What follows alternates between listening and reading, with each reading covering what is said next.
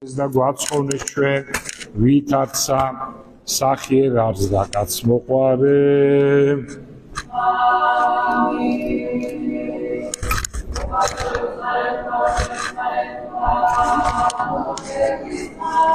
სახელითა მამისათა და ძისათა და წმინდისა სულისათა ამინ.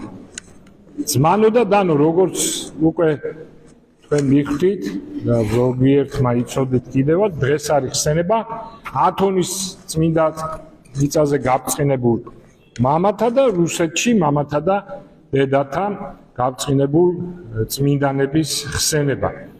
ჩვენ დავაანონსეთ ნეოს არასწორი ქადაგებების კრიტიკა გვინდა და რადგან დავაანონსეთ, ეხა ცოტათი მოკლედ ვილაპარაკოთ, ეხა ესეთი დღე არის. ხო და ზუსტად ათონი და რუსეთის მიწა-წყალზე გაბრწყინებული მამანი და დედანი ამხელებენ კიდევაც აი ესეთ აზროვნებას და ესეთ იდეას. რა მინდა ესე იგი თქვა? ეს კაცი, ეს ახალგაზრდა, ვიტყოდი ნიჭიერი კაცი, მშრომელი კაცი, სწავლობს ბევრს, როგორც ეთყობა ბიბლია კარგად იცის. 3 წლის უკან მოვიდა ჩემთან. აღარ მახსოვს რატომ მოვიდა ჩემთან, ვეღარ ვიხსენ. და გამიხარდა, იმიტომ რომ მაშინ არ ურევდა, კარგად ლაპარაკობდა. და მე დიდი სიყვარული, აი როგორც შვილი, ისე ჩავიკარეთ გულში და მივიღე, რა თქმა უნდა და გამიხარდა კიდევაც რომ მოვიდა და ოღონდ ვერ გავიგე იქ, ჯერ მეგონა აღსარებაზე მოვიდა, მერე რო უთხარი, არა აღსარება არ მინდაო. მოკლედ აღარ მახსოვს რატომ მოვიდა, ვილაპარაკეთ, ძალიან დიდხანს არა, მაგრამ ვილაპარაკეთ. მერე მივხვდი, რომ ერთ რამეს მივხვდი, წინასწარ უკვე მივხვდი, რომ ამ კაცს არც ხელმძღვანელი ყავდა ვინმე, მეგზური ამ გზაზე გამოცდილი და მივხვდი, რომ თუ ესე გააგრძელებდა, რაღაც გაუჭირდებოდა, ხო, შეიძლება ახლა ბიბლია განმარტო შენი და შენი აზრებით გამოხატო რა არის, როგორ არის და ასე შემდეგ და ვიფიქრე, რომ ძალიან კარგი იქნება და გამოადგება სერაფიმ როუზის ის დიდი წიგნი რა შრომები და ცხოვრება და ვაჩუქეთ, ვათხოვე რა მნიშვნელობა აქვს, აღარ მახსოვს, მივეც მახსოვს. ის წიგნი რო წაიკითხა, ესეთ მდგომარეობამდე არ მივიდოდა, თუ მიიღებ და შეიძლება წაიკითხა და ეხა რა მინდა რომ თქვა, ჩემო ძვირფასე. მე ეხლაც ესე უყურებ, რა თქმა უნდა, როგორც შვილს, ხო შეიძლება და გზააბნეულ შვილს, რო ისევ შვილივით ხო შეხედავ და ისევ სიყვარულივით ხო შეხედავ, ესე უყურებ და ძალიან მინდა რომ გონს მოეგოს და ეხა რაშია სამ რამეს ეხა სულ არ გამოვეკიდებით, საერთოდ ეს არც არის, კიდე გიმეორებ, ზოგიერთმა ატეხა, ეს არ არის ქარიშხალი, ეს არის ჭიქაში ქარიშხალი, რომელიც ამ ნეომ დაატრიალა და ზოგს გონია აუ ქარიშხალი. ეს ტიპიური პროტესტანტული აზროვნება, ჩემო ძმებო და დებო, ხო გახსოვთ ხსნის არმია, რომ იყო ბაპტისტები, შემოსეული რომ იყო, გადატრიალება რომ მოხდა, იმის მერე წყალი რომ ამღვრეული იყო, ყველა შემოგვესია, იეღოვას მოწმეები და ხო გახსოვთ ისინი რა ამბავში იყვნენ, ზუსტად იგივეს ამბობდნენ. საწერია ბიბლიაში სამღვდელოებაზე, ეს იესო ქრისტეს სისხლი და ხორცი, მართლა სისხლი და ხორცი კი არ არის, რასაც ის ამბობს ზუსტად. საწერია სამღვდელოება რომ უნდა იყოს, ესე იგი ზოგი მღვდელი, ზოგი დეკანოზი, ზოგი მიტროსანი, ანუ საშუალო ესეთი დაწინაურებული და კიდე უფრო დაწინაურებული მღვდლები ეს რომ მოგონილიაო და ასე შემდეგ და ასე შემდეგ. ხო, ეს ხო მარტო ნეო არ ამბობს ამას, ჩემო ძვირფასებო, ხო გახსოვთ რომ ეს გამოვიარეთ ჩვენ ათეული წლები, ვებრძოდით მათ, ხო გახსოვთ ეს ყველაფერი. ამიტომ ეს გავლილი გვაქვს. ამიტომ ნეოს ესეთი აზრები შეაწუხა ახლა ვიღაც აი გამოუცდე 17-14-15 წლის ბავშვებს, თორე ჩვენთვის ეს ძალიან სასაცილოა, ჩემო ძვირფასო ეს ყველაფერი. მაგრამ მოდი თქვათ 1-2 სიტყვა. ესე იგი, პირველი ვთქვათ, რომ იგი ამბობს, რომ არადა სახარებაში წერია, ზუსტად ხო იცოცხლ ყველაფერს უნდა სახარებას, ზუსტად სახარებაში ამბობს ქრისტე, მიიღე და ჭამეთ, ესეა ხორცი ჩემი, სვით ამისგან ესეა სისხლი ჩემი, რომელმან არ ჭამოს ხორცი ჩემი და არ სვას სისხლი ჩემი, ვერ იხილოს ღვთისმსახურება. პირდაპირ წერია. ესო როგორ შეიძლება რა სისხლი და რა ხორციო ესო სიმბოლურად არის ნამთვარი. ეხა თქვენ თვითონ დააკვირდით. სოფლიო მასწავლებლის სიტყვას მოვიტან იოანე ოქროპი. და ნეო. და მე თვითონ გამოიტანე დასკვნა ეხლა. ეს უფრო მისაღებია თუ ის უფრო მისაღებია. სოფლიო მასწავლებელი ზეპირად რო იცოდა ყველაფერი ტექსტი სასწაულად რო განმარტავდა მე-13 მოციქულად წოდებული იოანე ოქროპირი ამბობს არავინ გაიფიქროთ იოანეს სახარების განმარტებაში მე-6 თავის არავინ არ გაიფიქრო და იგავები და სიმბოლოებით არ თქვა რომ აქ თითქოს სისხლი და ხორცი კი არ არისო არამედ იგავით არის ნათქვამი გამიგეთ? ხოლო მათეს სახარების განმარტებაში ნახეთ რას ამბობს დიდი მღვდელმთავარი ნუ ამტკიცებ ამჯერად ნოეს ეხება ნოე კი არა ნეო რომ ეს უბრალო პური და ღვინოა ეს ხორცი და სისხლია მეუფის მტკიცების თანახმად საქმეზე გემოს მიხედვით ნუჟი არამედ უეჭველი რწმუნება და რწმენაში იპოვება აი ახლა თქვენ თვითონ განსაზღვრეთ ნეო და იოანე ოქროპირი. მე მგონი ძალიან სასაცილოა შედარებაც კი. ეს ერთ საკითხი. მეორე საკითხი ძალიან საინტერესო. პავლე მოციქულს უწერია რომ ეპისკოპოსი ერთი ცოლის ქმარი უნდა იყოს.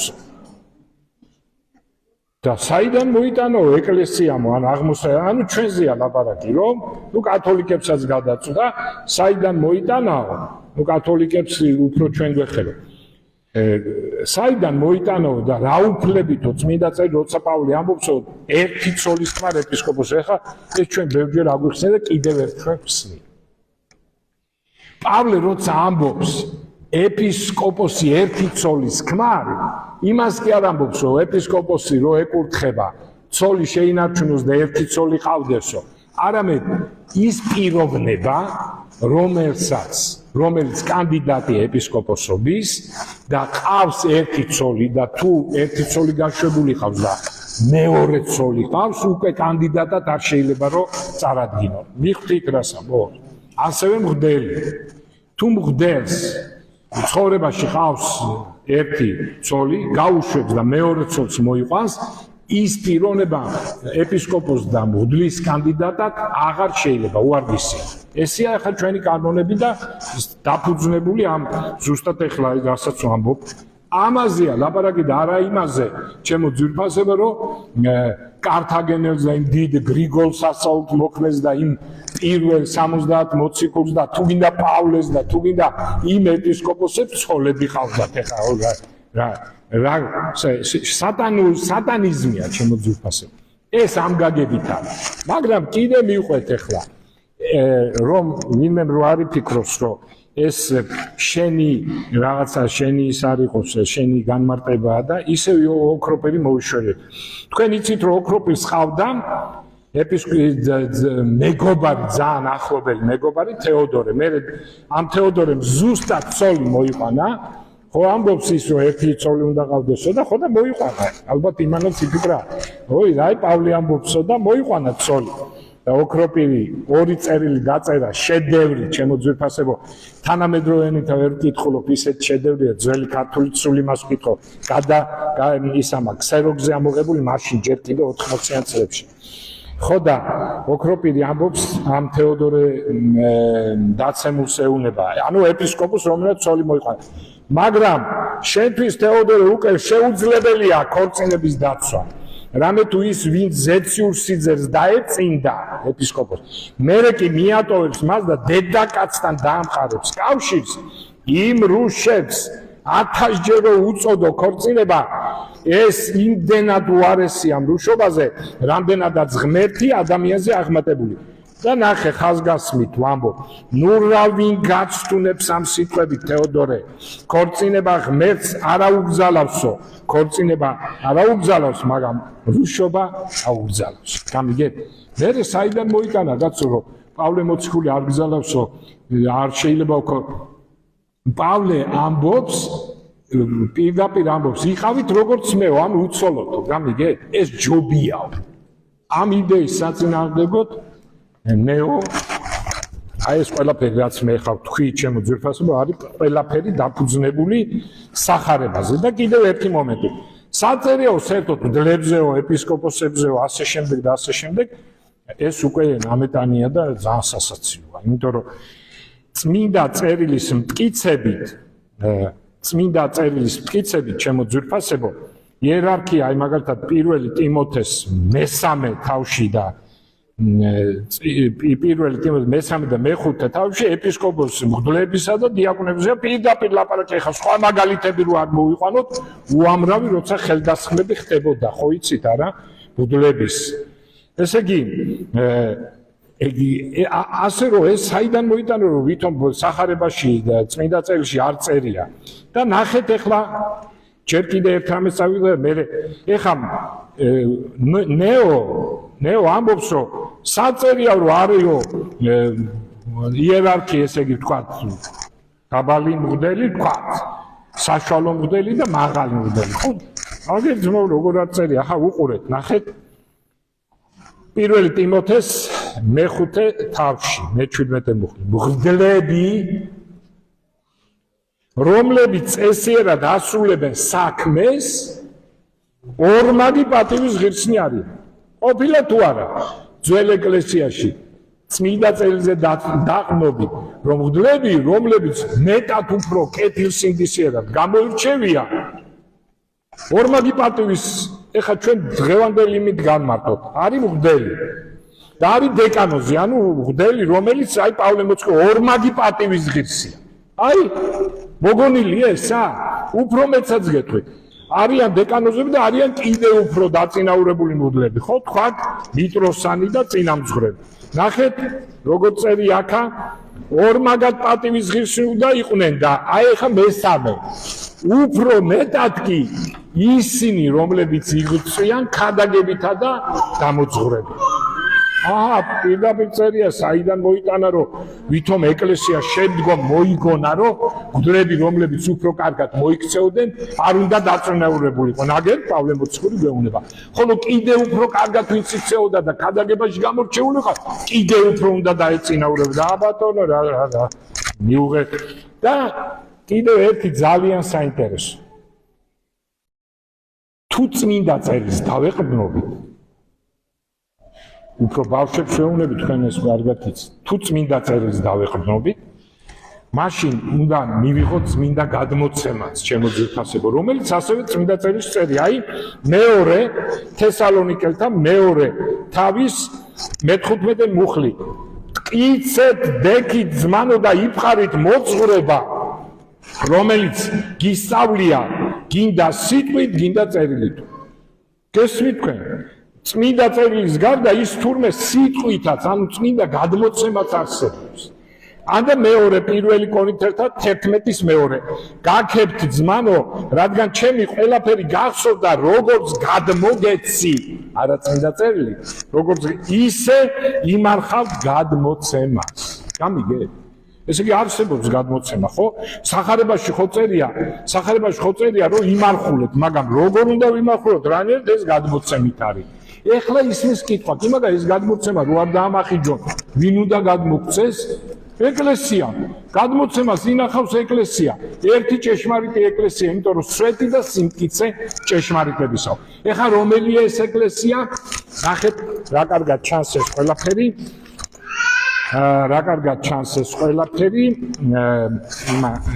ესე იგი ებრაელთა მიმართ ეპისტოლეში მე-13-ეს მე-7 მუხლში ხშირად გვისაუბრია.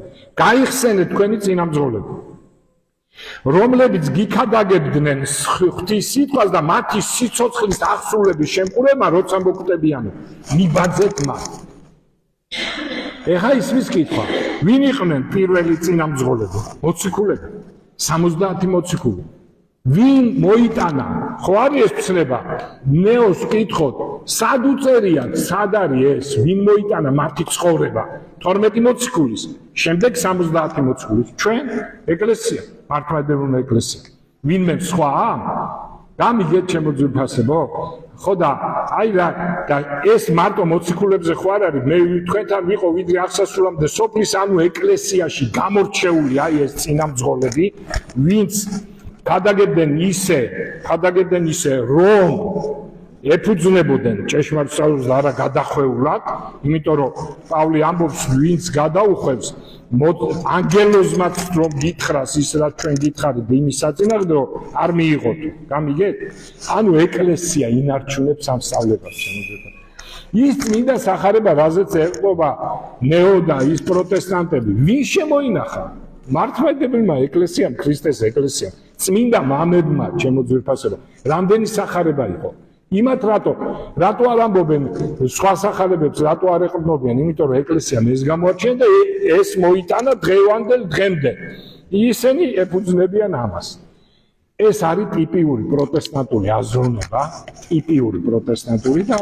კალვინისტები ბაპტისტები ლუთერანები 50-იანელები ხო გვახსოვს ეს ყველაფერი ზუსტად იგივეს ამბობენ ზუსტად ერთი და იგივეა ამიტომ აქ არანაირი საშუალება არ არის და უბრალოდ იმ პატარა ბავშვებს ახლა ბავშვები ხო იცი ახალგაზრდა ბიჭი გამოჩნდა და ხო იცი გოგონები განსაკუთრებით სულ იმას ეშვებიან გოგოები ეს მოწონთ ახლა ახალგაზრდა ბიჭი რაღაცა და ვაი სწორი ხარ და ასე შემდეგ გაუაზრებად ამბობენ და ეს არ შეიძლება ჩემთვის აგერ ჩამოვიდა მომღერალი მე პატივსცემ მის ხელოვნებას დიდი კაცია დიდი ნამდვილად სასწაული მომღერალია მაგრამ ოხედა როგორ გააგიჟა ხალხი მარტო აქ არა ყველგან ხო ეს ბუნება პატარები გიждდებიან ახლა ხო მოხუც ხარ წავა იმის კონცერტზე თუ თლად გაგიჟებული არ არის ხო მესმის პატარების მაგრამ უნდა იცოდეთ რელიგიასთან თამაში არ შეიძლება არაფერი რა ვიცი მე მგონი მეტი არძღვი გვინდა ეხა ძალიან გავამახვილოთ ამაზე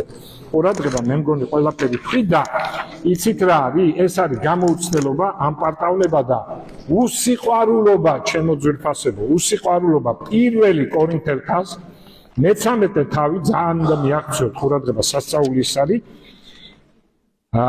არის ესეთი რამ და ნეოს არა ეს სიყვარული აშკარად იმიტომ რომ როდესაც ამ ასე აგდებულად იძახის კათოლიკებზე ჩვენზე მართლმადიდებლებზე ეს არ შეიძლება შემოძიფასო კათოლიკები არიან შემცდარი რა თქმა უნდა ვინ არ ამბობს ამას და პროტესტანტები მაგრამ შემოძიფასო ეს ჩვენი ტკივილი ეს ტკივი ეს წუხარებით უნდა თქვა და არა რაღაცა ზიზღი კიდევ რამდენჯერ მithქვავს მე რამდენჯერ ადრე რომ მოხდა ეს გაყოფა ეს არის დიდი ტკივილი ყველა დროის მართლმადიდებელი ქრისტიანისთვის და ჩვენი სიხარული განახევრებულია ამის გამო ეხლა წარმოიდგინეთ ლათინო ამერიკა შეერთებული შტატების კათოლიკები კანადის კათოლიკები ავსტრალიის ფილიპინების ყველა მოკლედ აფრიკის მთელი შავკანიანები კათოლიკები და ძალიან ბევრია ყველგან ძალიან ბევრი ხო და ჩვენ ყველანი ერთად რო რა სიხარული მაგრამ არ არის ესე და ეს გულის ტკივილი უნდა იყოს და არა რაღაცა აი ეს გულის ტკივილი არა ეს სიყვარული არა და თუ ეს სიყვარული არ არის ნახეთ რას ამბობს პავლე თუ მე ადამიანთა და ანგელოზთა ენებით ვლაპარაკობ არამც თუ რაღაც ზეპირად იცოდე ხოლო სიყვარული არა მაქვს მაშინ ვარ ჟღარულა რვალი და ჩხარულა წინწილა აი ეს რა ნოე სამწუხაროდ ჟღარულა რვალი და ჩხარულა წინწილა ნოეზე არ არის ნეოზე არ არის ლაპარაკი ყველა პროტესტანტი წინასწარ მეტყველებაც რომ მქონდეს ყოველი საიდუმლო მთელი ცოდნაც რომ გაუწყოთ სრული წმენაც რომ მქონდეს ისე რომ თები გადავაადგილო ხოლო სიყვარული თუ არა მქონდეს არარაობა ვარ პავლე მოციქულიობა მთელი ჩემი ქონება რომ დავარიგო სხეული რომ დაწვან და შევიწირო არაფრად ვევარდები სიყვარული სულძელია სიყვარული ხელმოქმედია არ შურს არ ყოყოჩობს არ ამპარტავნობს არ შადის უწესოებას თავისას არ ეძიებს გამიგეთ ჩემ აი ესე შეიძლება მე კიდე ერთხელ ვამბობ მე აი როგორც მე თქვა დაიფაროს და ის ჩემი შვილი რო სტუნდეს და აი ესეთი გულის ტკივილი უყურებ ამ საკითხს და მით უმეტეს ეს კაც ჩემთან მოვიდა და ყოველთვის ვილოცებ რომ კონზე მოიგოს მე არ ვიცი ხა აქ ორი რამე, ერთი რომ ადამიანი რომ მოკვიდებს ხელს წმინდა წერილს და თვით განმარტებებს ეწევა, მიდის აქამდე. მაგალითად 320 განშტოება. აი პროტესტანტული ამ იდეების რაც აქვს. 320 გესმით თქვენ. მაგალითად ერთხელ ტელევიზორში ვნახებ ქალაქი დამავიწყდა ჩიკაგო თუ პირობითად ლოს-ანჯელესი ავიღოთ პირობითად. ლოს-ანჯელესის ერთადერთი ჭეშმარიტი ქრისტიანები. და აჩვენეს ღვთისმსახურება. გამოვიდნენ რაღაც სახარება წაიკითხა, ერთმა რაღაც მანტია მორგებულმა, მე ეს მანტია დადო გვერდზე, დაიწყეს სიმღერა, ბას-გიტარით, იმით და მოკლედ, ხო და ჩემო ძვირფასებო, როკ-ენ-როლი და ტვისტის ცეკვაზე დაახვალ ბოლოს. თვითნებურად თუ და ესეც სასაცილო მდგომარეობაში აღმოჩნდებით, როგორც ეხლა რო ვთქვი, 320, ну ეს არ არის აცაშიში არაფერი, უბრალოდ ცოდვა ის, ვინც ესე იქცევა და ვინც ესე აყვება ვიღაცა, მაგრამ ну აყვებიან მე მასზე მოდიან და ისევ ეკლესიაში მოდიან და მე ამით მინდა დავასრულო, მაგრამ ერთი რამ მინდა თქვა. ჩვენ გვესტუმრენ წინა რა დღე იყო? შაბათს და წირვა ჩაატარეს ათონელი ბერები, ქართველები, ჩემო ძვირფასი.